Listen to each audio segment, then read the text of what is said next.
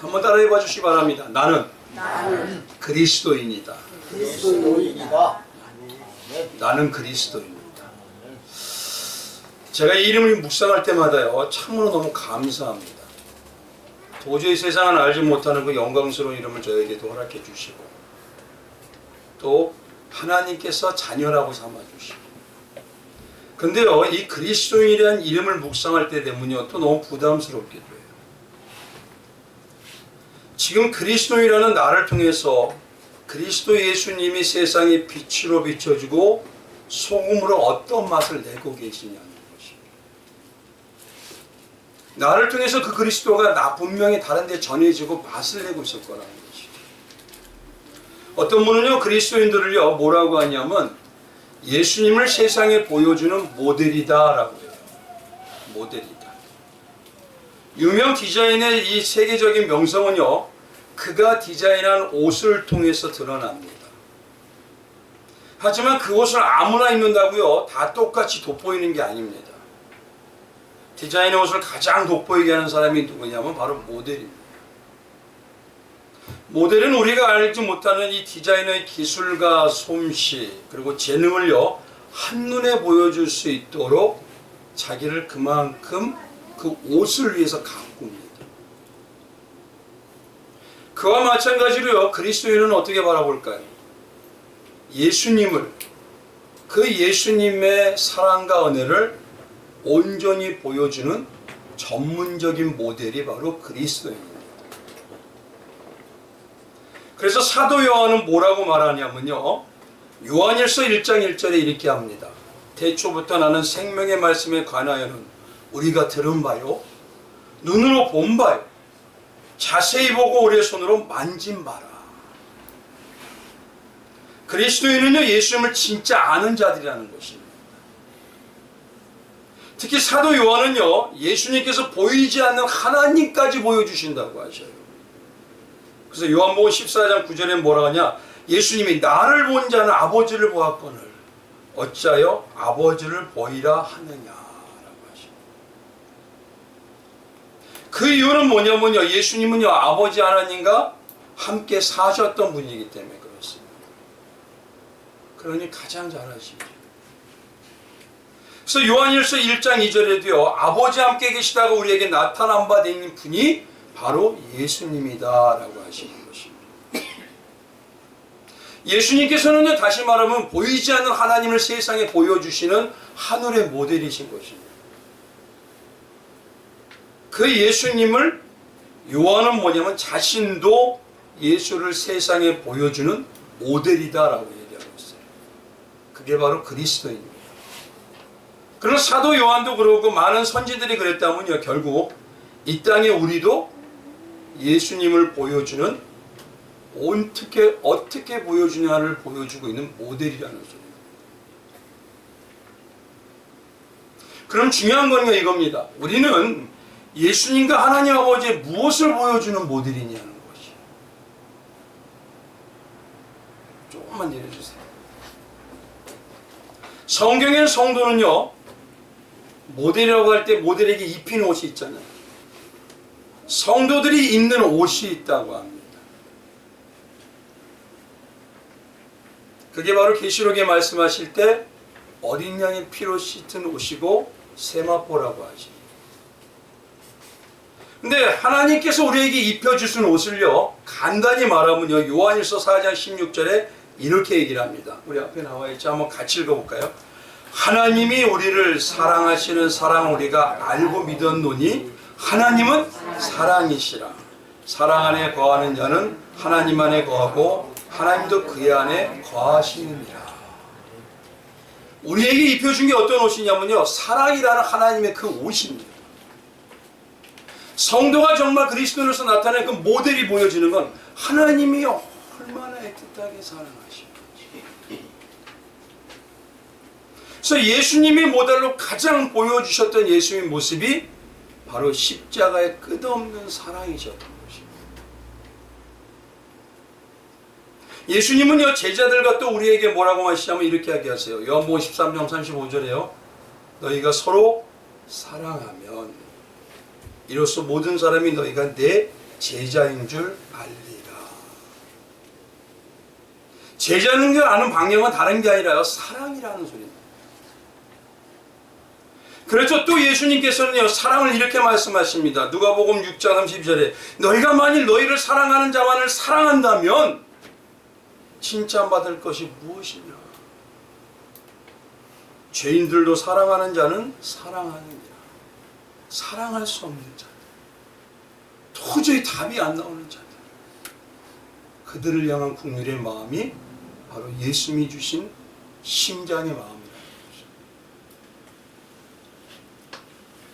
그래서 십자가의 삶에 동참하는 옷은요, 예수님의 사랑을 보여주는 옷이라는 것이고, 그 사랑을 보이는 자들이 바로 예수님의 모델인 그리스도인입니다. 그래서 기독교 신앙이라는 건요, 다른 것보다 이렇습니다. 세상은 도저히 저렇게는 할 수 없다고 할 때 성도인 우리는 할 수 있다고 하는 게 신앙입니다. 세상은 저런 모습은 도저히 난 믿을 수가 없습니다라고 할 때 예수님처럼 성도는 믿어줄 수 있는 게 바로 성도입니다.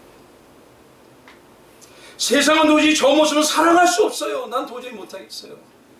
그럴 때 성도는 어떤 모습이라도 사랑할 수 있는 예수님의 사랑을 전하는 모델입니다.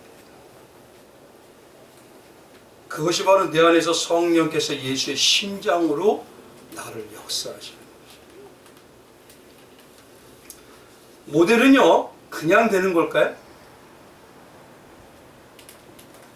모델이라는 젊은 전문인이 등장하면서요, 미의 기준이 바뀌어버렸습니다. 마른 사람이 되어버렸어요.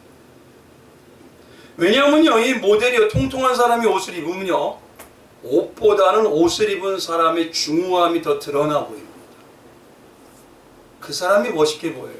그러면 옷을 온전히 드러내는 자가 아닌 모델입니다.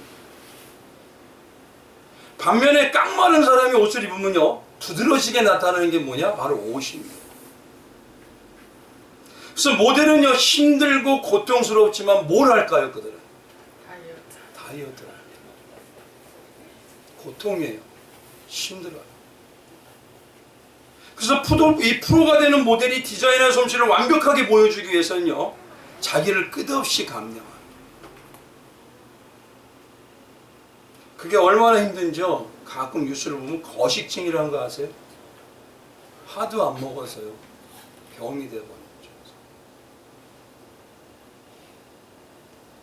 근데 그리스도인들도요, 영적인 전문 모델입니다.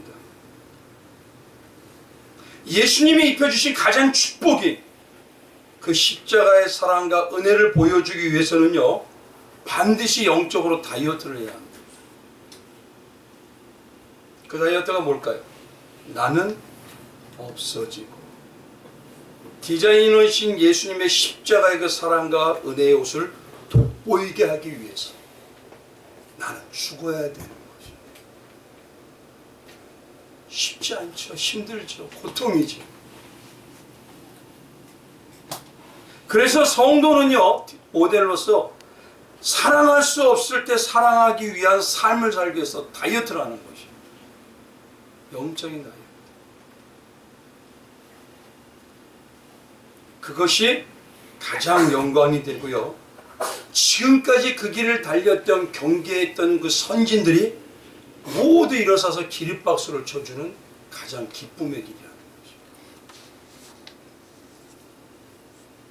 바로 지난 시간에요, 이 다이어트 같은 게 뭐냐면, 한번 보십시오. 예수님을 십자가라고, 십자가 못 박으라고 군중들이 소리를 지르죠. 예수님의 양옆에 매달린 건 평생의 강도를 살았지만 강도로 또 죽는 자예요. 그게 누구라고요? 우리라는 거죠. 예수님의 십자가 밑에서 그 십자가 밑이라는 건 아니라는 소리입니다. 근데 여전히 예수님의 속옷까지도 다 빼서 세상에 돈인 물질을 달라고 하는 그 모습. 그게 바로 죄인의식이 하는 바로 우리입니다. 이것이 바로 다이어트가 돼서 나를 빼내는 거예요. 우리가 그들과 같은 죄인이라는 걸 보기 원하는 것은요, 왜 보기를 원하면 예수님이 그들과 같이 여전히 내 고집과 내 중심으로 사는 죄인인 나를 어떻게 해요? 끝없이 사랑해 주셔서 예수님의 그 사랑의 시각으로 십자가의 삶으로 같이 동참하면서 회복하는 역사를 우리를 통해 이루기 위해서인 것입니다. 한번 생각해 보십시오. 세상이 할 수 있는 정도의 기독교라면요, 왜 기독교 믿을까요? 세상이 갈 수 있을 정도의 그 길이라면 왜 신이 이 땅에 내려오셨을까요?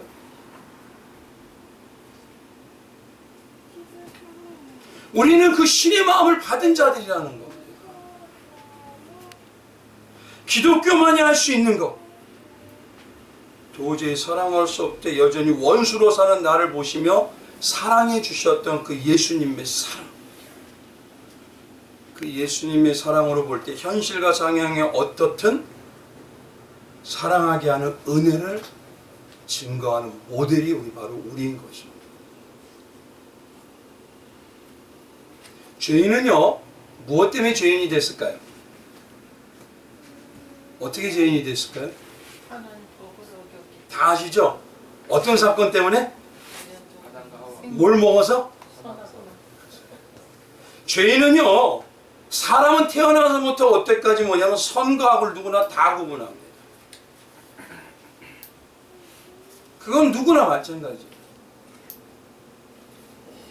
근데 원수를 긍휼을 여기며 그 영혼을 사랑하게 해서 기도하고 내 자아의 욕망을 죽일 수 있는 건 오직 예수님의 사랑으로 성령의 인치심을 받은 성도밖에 할 수가 없는 것입니다. 이게 성도인 것입니다. 우리가 그 받은 사랑을 증거하기 위해서 훈련받고 삶을 살고 또 알아가고 또 나를 죽이는 것이에요. 그러니 쉽지가 않죠. 불가능하죠. 죄인인 인간이 뭘 할 수 있겠습니다. 그래서 우리는 할 수 없기 때문에 성령이 내려오시는 거예요. 성령이 우리 안에 오셔서 역사하셔도 우리의 가슴은 때때로 평안할까요? 답답해요. 뭔가 그냥 그런데도 그 삶을 사랑으로 승화시켜서 예수님을 보여주는 영적인 모델이 바로 성도님들과 저인 것입니다.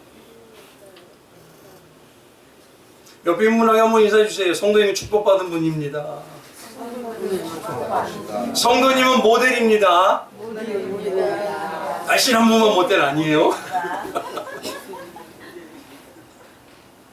그래서 오늘 이 시간에는요, 지난 시간에 마지막에 가장 중요하게 여겼던 여전히 추악하고 죄인인 우리인데도 예수님이 십자가의 생명으로 대속으로 살려서 마리아를 통해서 한 가족, 사도 요한을 통해서 어머니라 이제 아들이라고 해서 한 가족을 묶어주셨던 그 영적인 은혜의 가족에 대해서요, 조금 더 깊이 좀 알아보기를 원합니다. 마리아를 통해서요, 예수님께서 오늘 본문에 뭐냐면 가족이 어떻게 탄생이 되고 가족이 되는 성도의 신앙의 특징이 무엇인지를 보여주고 계십니다. 오늘 본문 25절 한번 가보십시오. 25절은 좀 특이해요. 한번 같이 읽어볼까요? 같이 읽어봅니다. 시작. 예수님의 십자가 곁에는 그 어머니와, 그 어머니 이름이 뭐죠? 마리아죠. 그리고 또 이모와 글로바의 아내 또 누구요? 마리아와 막달라 마리아. 마리아 천지에 지금 왜 이렇게 마리아 천지를 다 만들어 놓으셨을까요?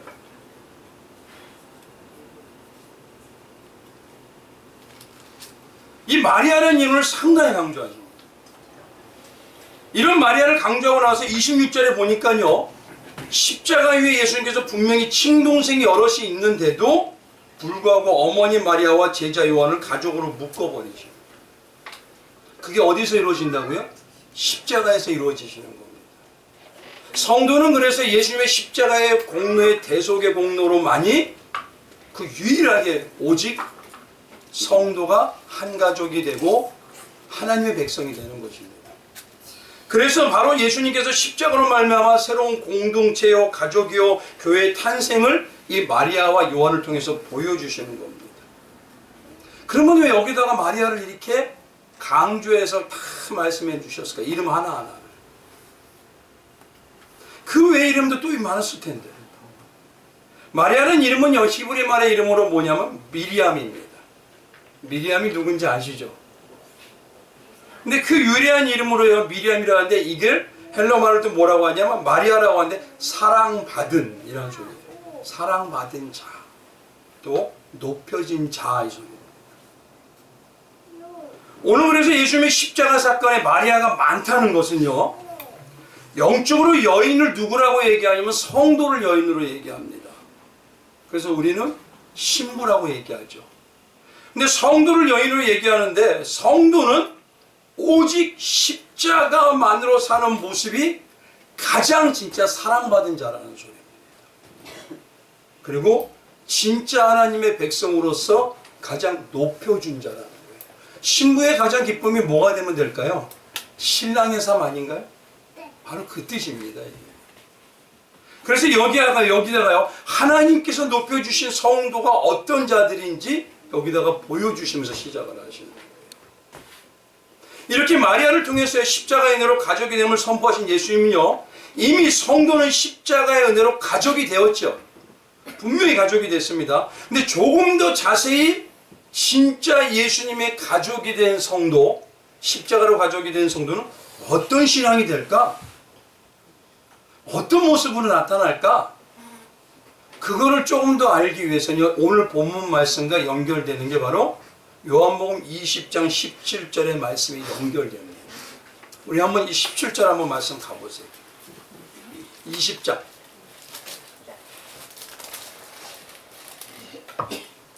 우리 16절 17절 한번 가볼 걸까요? 같이 봅니다. 같이 묵상, 같이 봉독하겠습니다. 시작. 예수께서 마리아야 하시거늘 마리아가 돌이켜 히브리 말로 라보니 하니 이는 선생님이라는 말이라. 예수께서 이르시되 나를 붙들지 말라. 내가 아직 아버지께로 올라가지 아니하였노라. 너는 내 형제들에게 가서 이르되 내가 내 아버지 곧 너희 아버지 내 하나님 곧 너희 하나님께로 올라간다 하라 하시니. 여기서 16절에 가보니까요, 예수님이 마리아야 라고 부드럽게 부르셔요.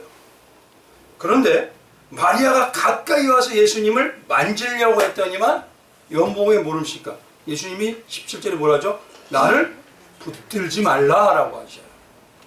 근데 이 붙들지 말라는 말을요, 예전 개역 한글 성경에 뭐라고 하냐면 나를 만지지 말라라고 하십니다. 왜 만지지 말라라고 하셨을까? 누가? 마리아가. 마리아는 누구를 예표한다고요? 예수님의 십자가의 은혜와 사랑이 아니면 살 수 없는 죄인인 바로 여인인 성도. 그래서 그 이유가요, 뭐라고 오늘 본 말씀에 말씀하시냐면 예수님이 아버지께로 올라가지 않아서라고 합니다. 올라가지 않았다는 걸요, 이제 오늘 이 말씀을 잘 들으셔야 됩니다. 여기서 이렇게 오해하시면 안 돼요. 예수님의 십자가가 부족하다? 완성이 아니다? 그러면 오늘 본 말씀에서 예수님이 십자가를 지시고 다 이루었다 하는 말씀이 가짜가 돼버립니다. 근데 여기서 뭐냐면 마치 어떻게 받아들이냐면 예수님이 아버지께로 올라가지 않아서 무엇인가 완성이 되지 않은 것처럼 말씀하고 계셔요.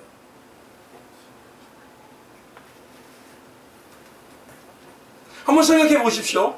예수님을 만지는 것도 언제 만질 수 있죠? 옆에 있을 때 만지잖아요. 올라가시면 만질 수 있어요, 없어요? 어차피 못 만지지 않습니까? 근데 왜 이 말이 왜 맞지 않는 이성에 우리 생각에 맞지 않는 말을 여기다가 하셨을까요? 어차피 못 만질 텐데. 근데 꼭 느낌이 뭐냐면요, 지금은 안 되지만 올라가시고 나면 만질 수가 있다는 것 같은 마음으로 들려요. 이거 잘 들으셔야 됩니다. 오늘 성경으로만 가지고만 이제 풀어드리는 겁니다. 근데 놀라운 건요, 요한복음 20장에는 예수님께서 나를 만지지 말라 그러시는데 마태복음에는요, 마리아가 예수님을 만집니다. 도대체 이건 뭐죠? 마태복음 한번 보겠습니다. 마태복음 28장 여기 한번 나와 있어요. 9절에 예수께서 저희를 만나 가라사대 평안하뇨 하시거늘, 이게 바로 마리아에게 물어보는 거예요. 마리아라 할 때 평안하냐? 라고 물어보시는 겁니다. 그랬더니 여자들이 나가 그 발을 어떻게? 붙잡아 버려요.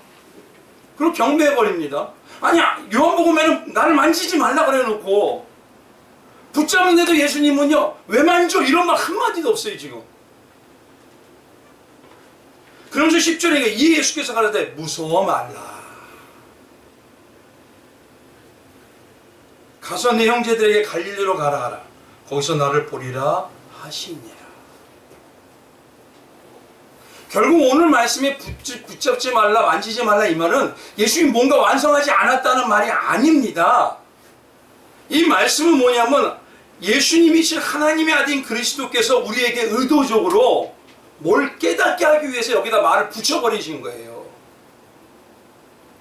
예수님의 십자가가 완벽하지 부족하다, 예수님의 십자가가 우리가 따라가기에 어느 정도 안 된 것 같다, 이게 아니라 마리아를 통해서 성도인 우리에게 무엇인가 깨닫게 하기 위해서 여기서 예수님이 마리아에게 붙잡지 말라, 날 만지지 말라라고 여기다 말을 집어넣으신 겁니다 지금.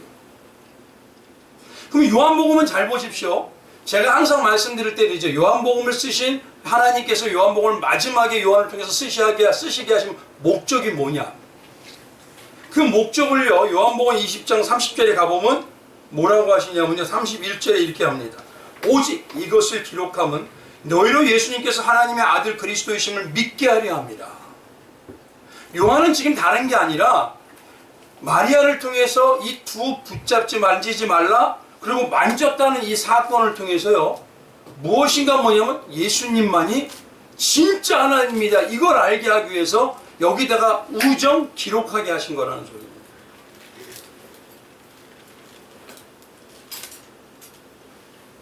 그럼 잘 보십시오. 마리아는 시작을 지금 하나님의 예수님의 가족이 어디서부터 됐죠? 십자가에서 됐죠. 지금 근데 예수님을 어디서 또 만나는 거예요? 부활에서 만나잖아요. 그러니까 쉽게 말하면 우리가 알 수 있는 것은요, 참 가족이 되는 신앙은 첫 번째 뭐냐? 십자가에서 시작하지만 십자가를 알아가면 알수록 뭘 아느냐? 부활의 예수를 알아요. 부활의 맛이, 예수는 완전한 예수이고요, 나에게 능력 주시는 예수이고요, 예수님이 함께 하시는 분입니다. 뭘 알아갈 때요? 십자가의 가족으로 하나 될 때, 십자가에 올라가서 동참할 때. 그 십자가에 올라가는 게 뭐죠? 사랑할 수 없을 때 사랑, 믿을 수 없을 때 믿고, 배려가 안 될 때 배려.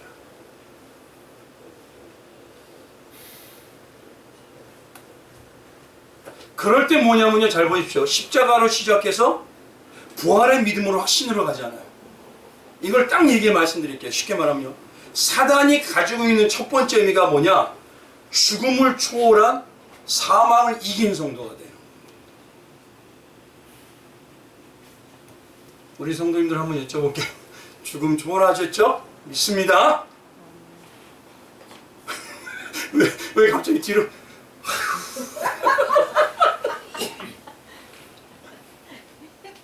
진짜 가족은요, 십자가를 알면 알수록 가장 복된 겁니다. 가장 높여져요. 가장 사랑받은 거예요. 근데 놀라운 건 십자가를 알면 알수록 어디로 연결되느냐? 부활의 주님을 알아요.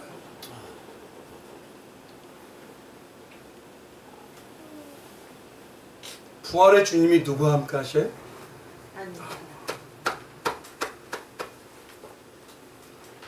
그러니 사단의 가장 큰 무게가 뭐냐면 사망을 왜 줄까요? 두렵게 만들려고, 걱정하게 만들려고, 염려하게 만들려고. 상황이 안 돼 보여요. 현실은 안 돼 보여요. 근데 나는 누구를 믿어요? 부활의 예수, 십자가를. 그럼 주님 안에서 어떻게 돼요? 안 되는 게 맞잖아요.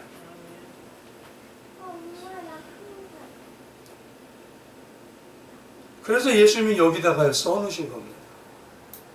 우정.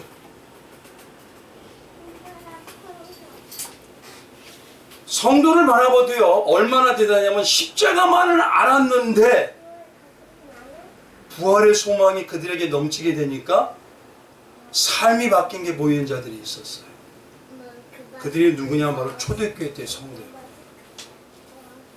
사도행전 2장에 가보니까 43절에요. 사람마다 두려워한데 사도들로 말미암아 기사와 표적이 많이 나타나니 믿는 사람이 다 함께해서 모든 물건을 서로 통용하고 또 재산과 소유를 팔아 각 사람의 필요를 따라 나눠주며 날마다 마음을 가져 성전에 모이기를 힘쓰고 그랬더니면 뭐냐면 구원받는 사람들의 수를 날마다 더하더라. 근데 이러고 난 다음에 베드로가 일어나서 하는 설교가 뭡니까?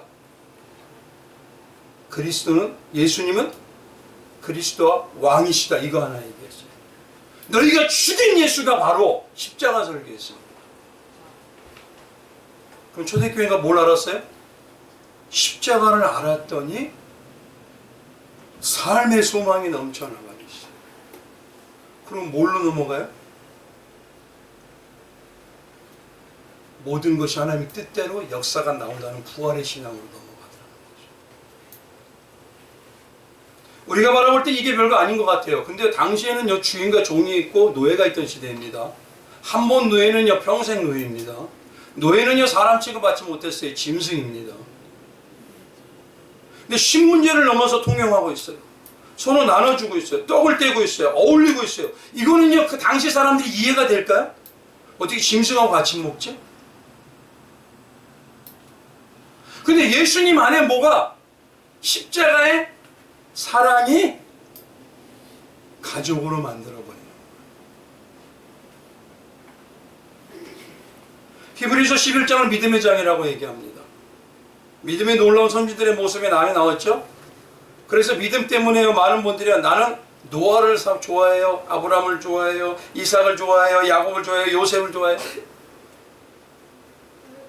근데 저는요, 이 믿음의 선지들의 놀라운 역사를 알고 소망하길 바라는 것보다 더 놀라운 게 11장 바로 뒷부분에 있는 내용들이에요.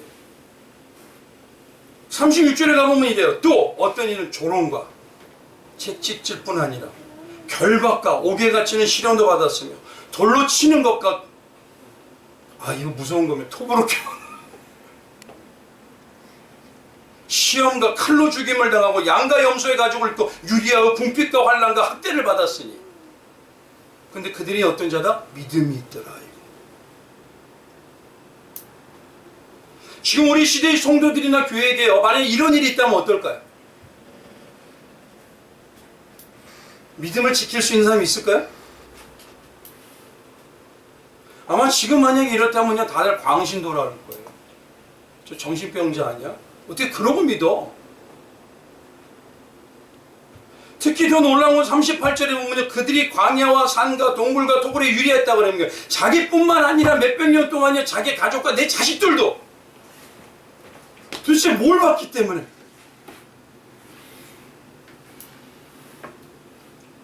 뭘 알기 때문에? 동물과 토굴에 살면요, 피부병이 어마어마합니다. 당신의 의학이 좋은 것도 아니에요. 근데 유대 사회뿐만 아니라 그 당시 중동에 있던 사람들이 뭐라고 하냐? 이들의 믿음과 삶은 세상이 도저히 이해도 못하고 감당도 못하더라.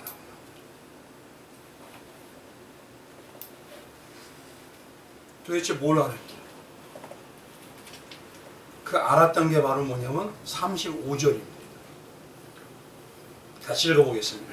시작. 여자들은 자기의 죽은 자들을 부활로 받아들이기도 하며 또 어떤 이는 더 좋은 부활을 얻고자 하여 심한 고문을 받되 구차히 풀려나기를 원하지 아니하였으며. 십자가를 깊이 묵상하니까요, 마리아처럼 부활의 주님을 만나게 됩니다.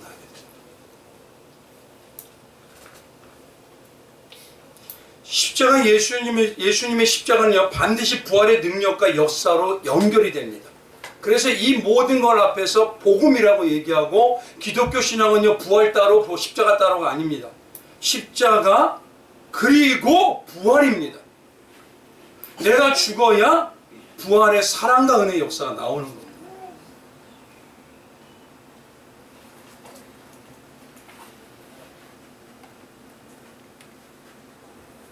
바로 뭐냐면 마태복음 27장에 가보면 이런 식이 된 거예요. 53절. 예수님의 부활 후에 그들이 무덤에서 나와서 거룩한 성에 들어가 많은 사람에게 보이니라. 백부장과 빛 함께 예수를 지키던 자들이 지진과 그 일어난 일들을 보고 심히 두려워 이르되 이는 진실로 하나님의 아들이었도다.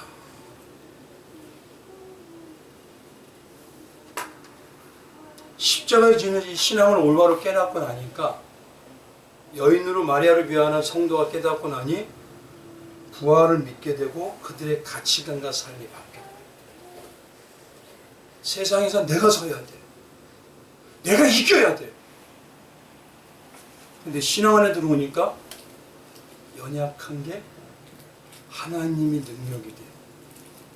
내가 죽는 게 하나님이 살리는 게 돼. 내 자신이 없이 예수의 사랑을 증거했더니 예수가 나까지 높여주는 역사입니다.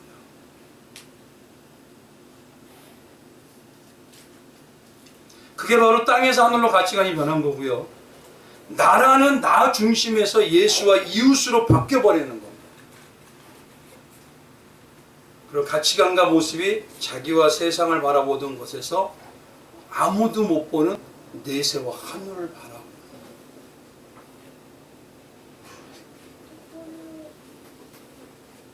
그러니 성도들이요, 십자가엔 반드시 부활이 있음을 알고 믿으니까 어떻습니까? 세상의 가치관으로 살아가는 세상의 가치인 욕심과 욕망은 변화가 되어버려요. 그리고 하늘 소망의 사람으로서 예수의 사랑의 심장으로 살아가게 됩니다.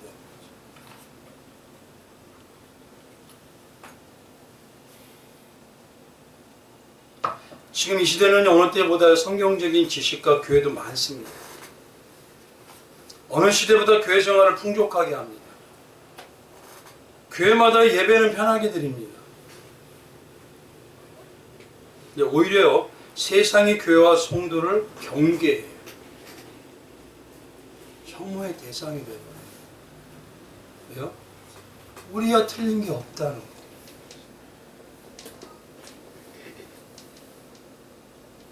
그 중에 한 가지를 어떤 목사님은 뭐라고 말씀하냐면 이렇게 얘기합니다. 한국교회의 가장 큰 문제가 무엇인지 아십니까? 부활하여 살아계신 주님을 만나 함께 산다는 가치관이 변화된 삶의 모습이 보이지 않기 때문에.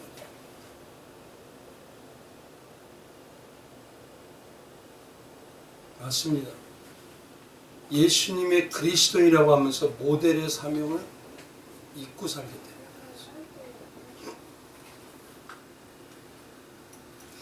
예수님이 모델로서 우리에게 예수님 입혀주신 그 사랑의 피가 모든 걸 쏟으신 그 사랑, 그 옷이 얼마나 복되고 귀한 줄을 보여주지 못하고 있더라는 거지. 그럼 이 땅에 예수님이 그리스도인을 세워놓으시는 이유가 뭘까요? 예수님이 우리는 증인으로 살아가라고 하는데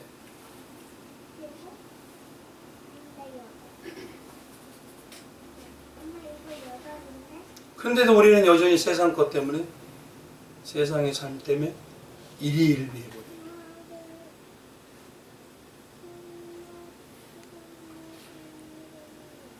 그래서 오늘 이 시간에는요, 마리아를 통해서 예수님의 가족이 된 성도, 십자가의 은혜를 곱게 깊이 알게 되니 부활의 능력을 구하는 성도가 과연 신앙의 특징이 무엇인지를 본문으로 말씀해 주십니다. 오늘 본문에서 아까 말씀드린 대로 오해하지 말아야 될 건요, 마치 예수님께서 아버지께 가지 않으면 다 이루시지 못한 것으로 여기시면 안 됩니다. 예수님은 이미 뭐냐면요, 곳곳에서 예수님은 누구와 함께 하셨어요? 하나님과 함께 하셨어요, 이미. 근데 마치 안 한 것처럼 하나님의 어떤 분인지 보여준 분이 누구셔요? 예수님이셔요. 이미 십자가에서 그러고 다 이루었다고 선포까지 끝내신 겁니다. 근데 여기서 만약에 우리가 못 올라간 거, 예수님이 올라가지 않아서, 그건 그게 아니라 무엇인가 의도를 가지고 여기다가 써주신 거예요. 그 핵심이 뭐냐? 나를 만지지 말라, 이 소리라는 소리입니다. 그러면 여기서 중요한 게요, 예수님이 왜 만지지 말라고 하셨을까? 뭘 우리에게 말씀하시기 위해서? 그럼 한번 참 생각해 보세요. 성경에서요, 만지면 절대 안 되는 사건이 있었습니다. 다 시작 믿습니다. 뭐죠? 절대 만지면 안 되는 사건. 뭐예요? 창세기잖아요. 네? 뭘 만지지 말라? 그렇죠. 만지지 말라, 먹지. 바로 뭐냐면 여기서 말씀하시는 건 선악계 사건을 연결시키는 거예요. 지금. 창세기 선악과 사건과 연결해서요. 예수님이 가족이 보이시는 신앙의 그 가족만이 보이는 신앙의 방향이 무엇인지를 이제 여기서 알려주시길 원하는 거예요. 그럼 잘 보십시오. 우리 성도님들 오해하는 게요. 이 선악과 에덴 동산은요. 뭐가 가장 있었죠?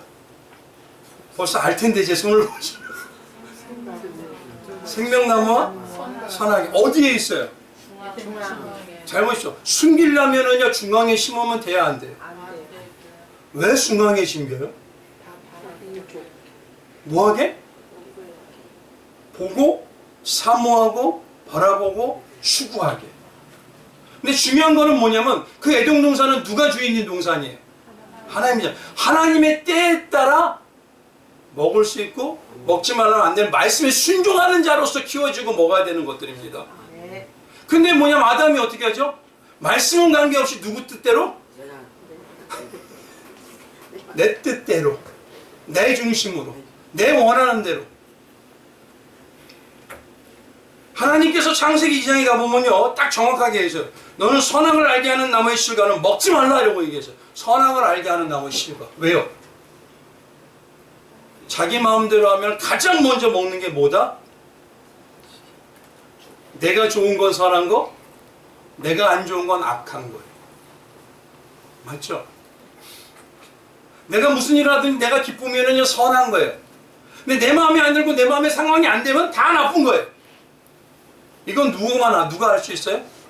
선악과를 먹은 자는 알아요. 근데 제가 바로, 우리가 바로, 죄인이 바로 가만히 둬도 분별해요. 근데 문제는요 여기서부터예요. 창세기 3장 22절에 가보니까요 예수님이 뭐라고 하냐. 여호와 하나님이 가라사대 보라 이 사람이 선악을 알게 하는 일을 우리 중 하나같이 되었으니. 그럼 하나같이 동산나무에 심었다는 건 예수 하나님께서 결국 뭐냐면 때에 따라 말씀에 순종하고 잘 자라면 먹게 해주면 누구와 같이 되게 하겠다는 거예요. 원 목적은 하나님과 함께 살게 하게 하는 게 목적이었어요. 그런데 문제는 뭐냐면 자기 마음대로 먹어버려서 선악을 알게 하는 겁니다. 그 손을 들어 생명나무 실과도 따먹고 영생할까 하노라 하시니. 왜냐면요 내 마음대로 선악을 따먹으면 영생하면요 내 마음대로 살라 그래요. 이게 누굴까? 가장 대표자 누구죠? 마귀. 마귀는 하나님께 순종해야 된다는 걸 완전하게 아는 자예요. 그런데도 어떻게 합니까? 내 마음대로 뭘 했죠? 선악을 판단하다. 그래서 하나님께서요 이 선악을 판단했던 거를 뭐냐면 사람을 그냥 두지 않으셔요. 왜요? 하나님은 근본이 사랑이시기 때문에. 그래서 그냥 두지 않고 다시 회복하는 길을 만들어내세요. 그래서 그 사람을 내어보내서 근본된 토지를 갈게 하고 에덴 동산 동편의 그룹들과 두루두는 불검인 화염검을 두어서 뭘 지키게 하셔요? 잘 생각해 보십시오. 지킨다는 건 뭐냐면은 때에 맞고 뜻이 맞으면 이게 열어진다는 거 아니에요. 차라리 다 막아버리죠 그냥. 뭐하러 지켜요? 하나님 말씀으로 막아버리시는데 딱 막아버리면 끝나잖아요. 근데 지키게 하시는 거예요.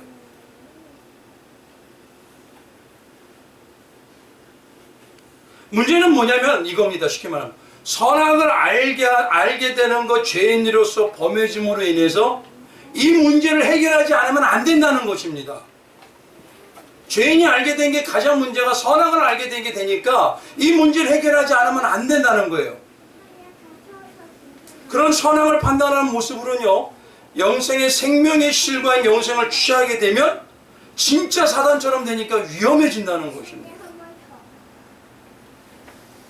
그래서 안전장치를 예비하신 게 바로 그 뒤에 있는 사건들의 내용이에요. 한번 잘 보십시오. 아담은요 한번 이렇게 표현하십시오. 어디에 살던 사람이죠? 에덴 동산. 이미 에덴 동산에 살던 자입니다. 이걸 신앙으로 바꿔보세요. 그럼 우리는 이미 하나님의 살지만 잃어버린 자예요. 왜? 죄 때문에. 그래서 다시 돌아올 수 있는 길을 열어두시는 거예요. 잘 보셔야 돼요. 그리고 그 지키는 것을 통과하게 되면 그 이후에 하나님이 원하시게 하는 때에 따라 이루어지는 그 놀라운 중앙에 있는 걸 먹게 될 수가 있다는 것이죠. 돌아오지 못하게 하려면 문을 만들 필요 없고 길도 낼 필요도 없어요.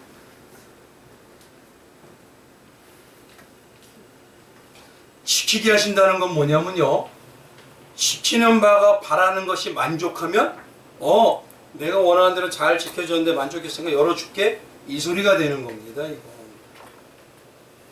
그럼 오늘 본문을 잘 보세요. 여기서부터 이제 연결해 하셔야 돼요. 마리아를 통해서 예수님이 아직 나를 만지지 말라라는 것은요, 십자가로 이미 마리아는 택함을 받은 자예요, 안 받은 자예요? 받은 자죠. 그런데 온전한 십자가의 부활의 능력의 신앙을 갖기 위해서는 무엇인가 내 안에서 해결을 해야 되는 거예요. 그래서 만지지 말라는 이 말로 표현해서 어디와 연결시킨 겁니까? 창세기의 사건에서 너희 안에 뭐가 해결해야 되느냐? 예수님이 들어있지 않은 세상의 선악을 판단하는 걸 해결하지 않으면 또다시 돌아간다는 거예요.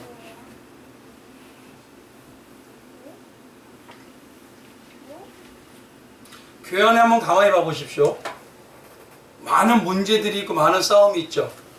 이 싸움이 못하자고 하는 싸움일까요? 잘해보자고 하는 싸움일까요?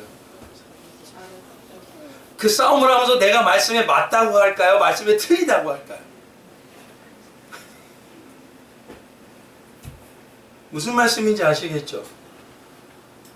바로 뭐냐면요, 우리가 옳고 우리가 판단이 되기 때문에 그게 바로 뭐냐면 분쟁이 일어나기 시작합니다.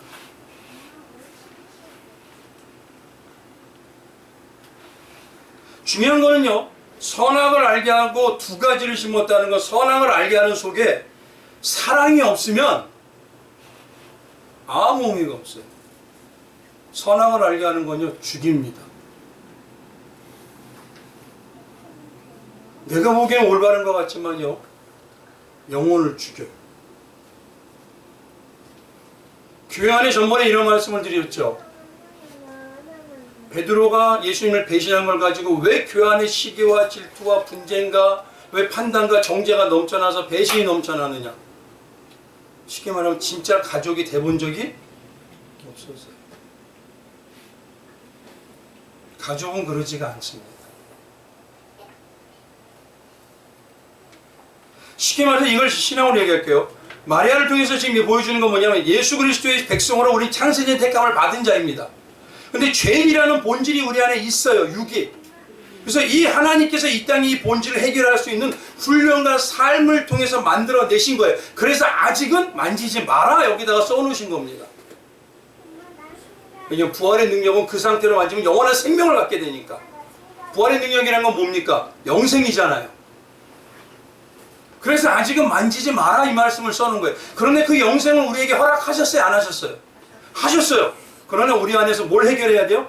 선악과를 먹은 죄성을 해결해야 되는 것입니다. 그래서 아버지이신 하나님이요, 이 창세기에 몇 가지 방법을 가르쳐 주시죠. 첫 때는 뭡니까? 아담에게 뭘 해결해요?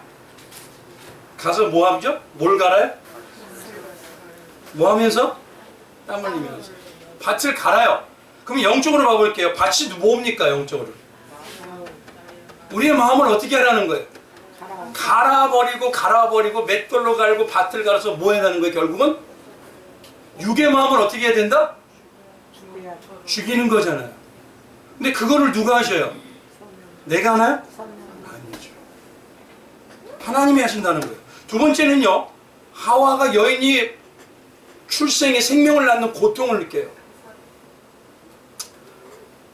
가정에서 잘 보십시오. 성도라고 하는 여인이 반드시 뭘 해야 되냐면 내 삶 속에서 예수를 낳아야 돼요. 왜 이게 무슨 말이냐? 성도가 가정에서, 우리가 보통 가정에서 자녀를 낳잖아요. 그러면 삶의 모든 중심이 뭐로 바뀌어요? 누구를 기준으로 바뀌어버리죠? 그렇죠. 그럼 여인이 자녀를 낳는다는 건 성도는 뭐냐? 거듭나면 다시 태어나야 된다는 거예요. 그럼 누구의 사람으로 태어나야 돼요? 예수의 사람으로서 예수와 같이 되는 사람 태어나야 돼요. 그럼 그렇게 태어나면 우리의 삶의 기준이 누구가 돼야 된다는 겁니까? 그러면 이게 저주예요, 축복이에요? 잘 보십시오. 세상이 바라볼 땐 저주로 보여요. 근데 영적으로 우리가 신앙으로 바라보면 이거는 축복입니다. 나 안에 육신의 죄성이 선악을 알게 하는 걸 하나하나 다 갈아내는 거예요. 그리고 내 안에서 예수만 가득 채워지면 내 육신의 자아는 어떻게 돼요? 점점 밀려나요. 그러면 내 삶이 예수로 되게 중심이 되고 예수가 전체가 되고 예수를 알게 되고 예수를 위해서 거기에 맞춰져 가는 겁니다. 동편에 두루두는 그룹을 두셨어요. 화영검. 화영검이라는 건 불칼이죠. 성경에서 말하는 검은 뭡니까? 말씀이잖아요. 불은 예레미야서에 거기서도 뭐냐면 성령이지만 말씀이라고 얘기해요. 하나님의 말씀에는 뭐만 기록되어 있습니까?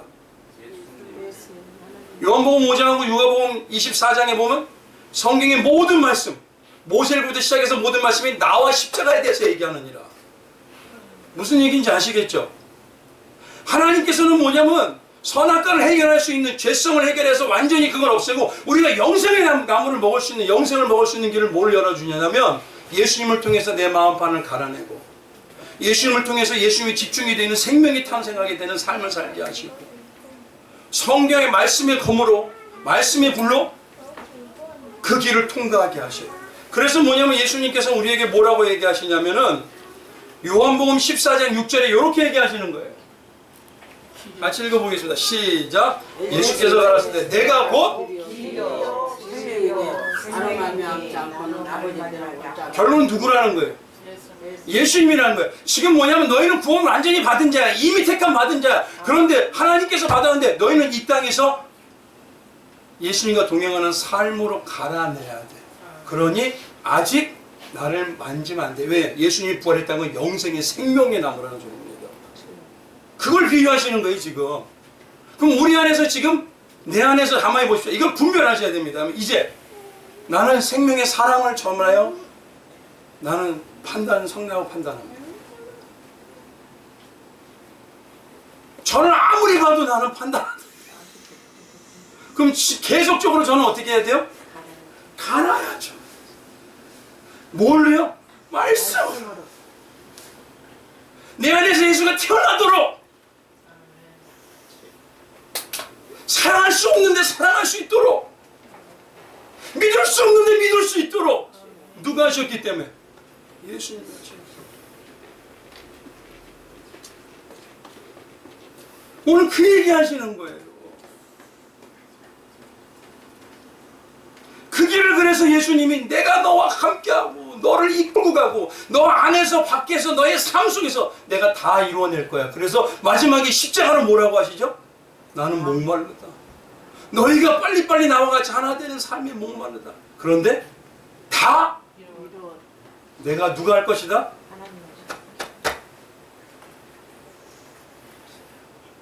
이게 그리스도인이 하나님의 모델인 자가 아니다.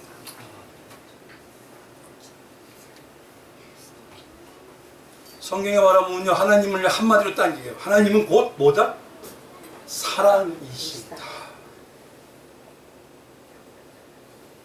그래서 고린도서 13장에 가보면 뭐냐면 믿음, 소망, 사랑 중에 세 가지는 항상 있을 텐데 뭐가 가장? 사랑. 진짜인가요? 네. 갈라디아서 5장 6절에는요 이렇게 써 있어요. 같이 읽어보겠습니다. 시작. 그리스도 예수 안에는 어디에? 안에는 할례자나 세상 사람이나 누구나? 우리나 무할례자나 세상 사람이나 효력이 없을 때 뭐만? 맞아요 안 맞아요? 나는 지금 어떤 사람이냐? 예수님의 사랑은요 아가페라고 우리는 압니다. 사랑할 수 없을 때, 바라볼 수 없을 때, 믿어줄 수 없을 때, 내 상황과 현실은 안 되지만 누구를 바라봤기 때문에? 전능하신 내 신랑 되신 주님.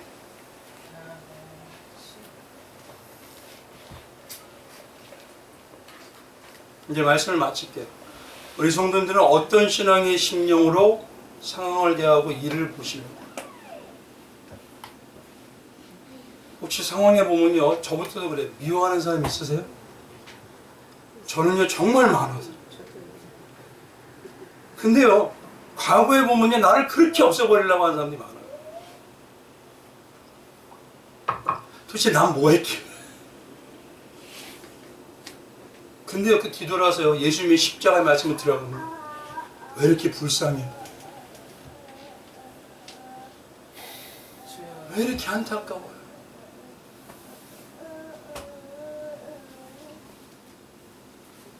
그들 중에 뭐냐면 내 가족이 있죠. 나를 괴롭히던 그들이 나중에는요, 이 땅에만 살지 있지 영원히 어떻게 되는, 어디로 가는 자들이에요? 멸망받아 지옥으로 가요. 불쌍하지 않습니다.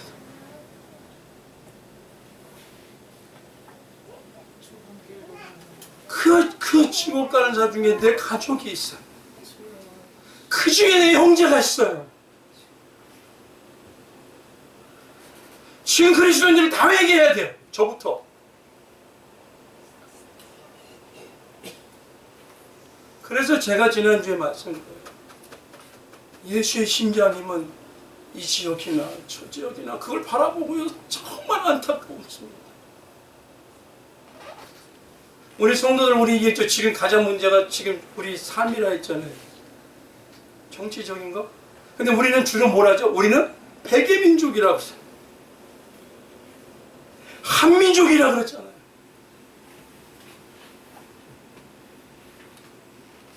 할렐루야. 예수의 심장을 회복하시기 바랍니다.